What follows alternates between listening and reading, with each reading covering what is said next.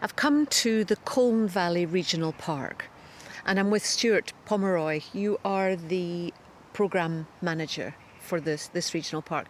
I love where you've chosen to come. We've got a beautiful chalk stream flowing beside us there, and then we're standing under the boughs of a yew tree with great spreading branches. It's just lovely.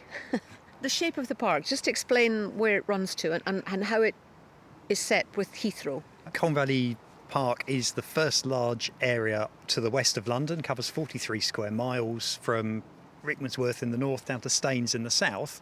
Heathrow Airport is on the eastern boundary of the regional park, and it runs across from Heathrow and Uxbridge towards Slough and Chalfont and Gerrards Cross in the west. And there are, I think it's about 50,000 people who live in the park, but 3 million who live within 10 miles of the park. So it's a very, very important green space for millions of people in West London and beyond. And it's used how by people, generally speaking? It's where you walk the dog, it's where people come to look for wildlife. Lots of bird watchers come here. It's where people come out to the country parks for the Sunday afternoon stroll. It's where people come when they go sailing or canoeing or fishing. There are or paddling in the river. Yes, cool yes, off. yes. And hundreds of thousands of anglers use the Colne Valley Park as well. It's named after the river. Yes, yeah, named after the River Colne. The river comes into the regional park from Rickmansworth, actually starts beyond St Albans, but in the park, particularly in the southern part of the regional park where Heathrow is, it's a very, very braided channel. There are 8 different distributaries of the River Colne that sort of run across the Thames floodplain and feed into the Thames from between Wraysbury well over towards Shepperton. So it's a real network of a real watery landscape. And the proposal for the third runway, where and how would it impact on the regional park? Well, it's not too much of an exaggeration to say the proposed third runway would cut the Colne Valley in half. And it runs across the middle of the park at the narrowest part of the Greenbelt to the west of London, and it would have a big impact on the land use and function of the park, because I've already mentioned how people use it, but the objectives of the park also look after wildlife and the way wildlife uses the park and the way it's a coherent ecological network, and also farming and the rural economy as well. It's very important that farming continues in this area. After all, it's farmers that keep the Greenbelt green. Joining us along the stream here, one of these tributaries, is Mathew Frith. And Mathew, you're the Director of Conservation with London Wildlife Trust. And you have a map, actually, which shows very well that extension of the proposed runway right across the park. It's a good picture that it dissects the park in half. So if that happened, Mathew, in terms of your knowledge, what species or what impact do you think it would have? The concerns that we and many others have is that effectively bisecting the park, particularly affecting the River Colne and the other watercourses in the park, is that you're going to have a huge impact potentially on fish, on a whole range of aquatic birds and species such as water vole, which is Britain's kind of fastest declining native mammal, and which we've got a lot of in the regional park at the moment. And is it a migratory river for fish? It is one of the great conservation successes that has been happening in London over the last sort of few decades is the cleaning up of the River Thames. 128 species of fish kind of breed in the Thames, and they include migratory fish such as salmon, trout and eel. They make their way up to the tributaries of the Thames, and one of the proposals is to potentially put the Colne into a tunnel under the extended runway. Then bang goes your migratory fish. They will not go into that tunnel. And what you mentioned bird life there. When we were on the Heathrow site, obviously they have to manage their conservation sites to control the flocking of birds. I mean, what would happen here? Well, I mean, I think there is one critical aspect of this part of London well, certainly just to the southwest of Heathrow, are the southwest London water bodies. So, for example, the Raisbury Reservoir, which is a site of special scientific interest.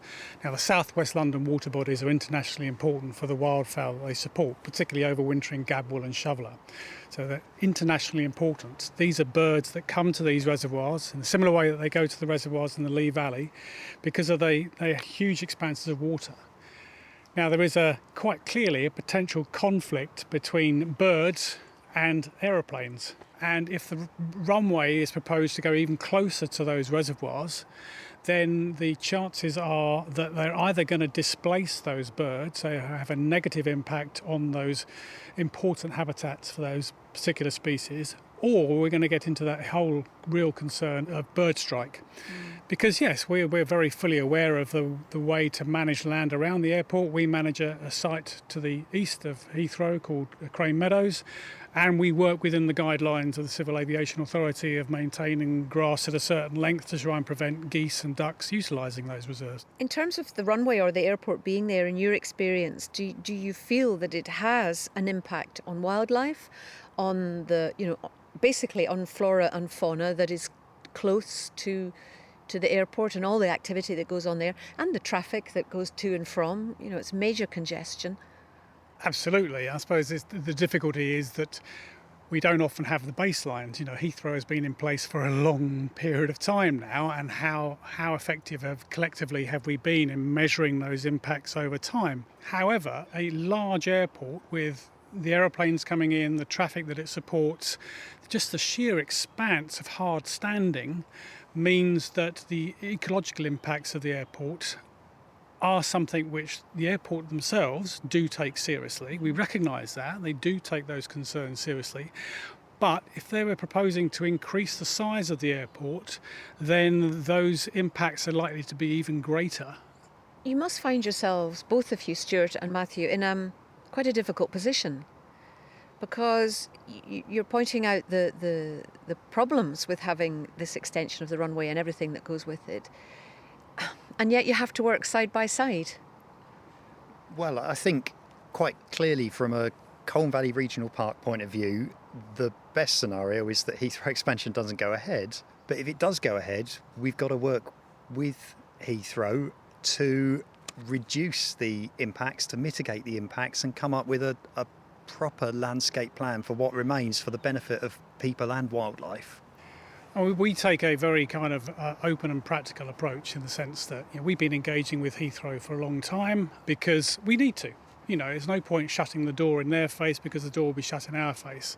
We're very mindful of the people who are very concerned about airports and airport expansion, about the behemoth which Heathrow is already. At the same time, the decisions that we made on whether Heathrow builds a new runway is entirely out of our hands. We will campaign, and we have advocated, and we put our views across in the appropriate channels, but if government decides that expansion is going to take place, then we will be working with our partners, with the Colne Valley KIC, with our old local authorities and with Heathrow to get the best we can for wildlife and for people in this part of London. And we heard a figure quoted of about £105 million to help, in a way, reconstruct, relocate, or even create new biodiverse areas to mitigate the loss of those from when the runway goes down. So is that the solution? If it's developed properly with proper local consultation and local input, and we come up with a landscape master plan that focuses on the whole and entire way the landscape is used, both for wildlife, but for farming, for recreation and for community use, then something can be done to make the best of this situation if it comes to the worst.